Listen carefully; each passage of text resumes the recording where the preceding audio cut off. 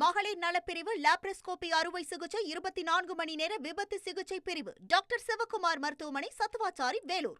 வேலூர் மாவட்டம் குடியாத்தம் சுற்றுவட்டார பகுதியில் பெய்த கனமழையால் அக்ரஹாரம் ஏரியில் இருந்து உபரி நீர் வெளியேறி குடியிருப்பு பகுதிகளுக்குள் புகுந்துள்ளது. இது குறித்த கூடுதல் தகவலை செய்தியாளர் பிரபாகரன் வழங்கிட நாம் கேட்கலாம். வணக்கம் பிரபாகரன்.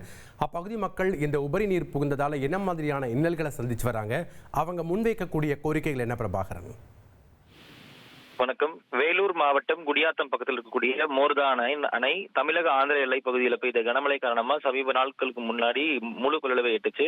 முழு கொள்ளளவை எட்டதனால அணையிலிருந்து தொடர்ந்து உபரி நீரானது வெளியேற்றப்பட்டு வரக்கூடிய சூழலில் தற்போது நிலவரப்படி சுமார் 1000 கனஅடி தண்ணீரானது வெளியேற்றப்பட்டு வந்துட்டு இருக்கு. இந்த வெளியேற்றப்படக்கூடிய தண்ணீர் கால்வாய் மூலமா ஏரிகளுக்கும் திருப்பிவிடப்பட்டிருக்கிறதுனால சுமார் 100 ஏக்கர் பரப்பளவு கொண்ட அக்ரஹாரம் ஏரி முழு கொள்ளளவை எட்டியிருக்கு. எதனால அந்த ஏரியிலிருந்து வெளியேறக்கூடிய உபரி நீர்களோட கால்வாய் ஆக்கிரமிப்புல இருக்கிறதா அந்த பகுதி மக்கள் சொல்றாங்க. இந்த ஆக்கிரமிப்பு காரணமா அந்த உபரி நீர் குடியாத்தம் சேம்பள்ளி சாலை மற்றும் மீனூர் அக்ரஹாரம் உள்ளிட்ட பகுதிகளில் குடியிருப்பு பகுதிகளுக்குள்ள தண்ணீர் புகுந்திருக்கிறது நம்மளால காட்சிகளை பார்க்க முடியுது. இதனால வீடுகளில் இருந்து வெளியேற முடியாத சூழல் இருக்கிறதாகவும் பொதுமக்கள் வேதனை தெரிவிக்கிறாங்க. அது மட்டும் இல்லாம ஏரியிலிருந்து தண்ணி வந்திருக்கிறதுனால அந்த தண்ணீர்ல புழு பூச்சிகளும் இருக்கிறதா பொதுமக்கள் வேதனை தெரிவிக்கிறாங்க.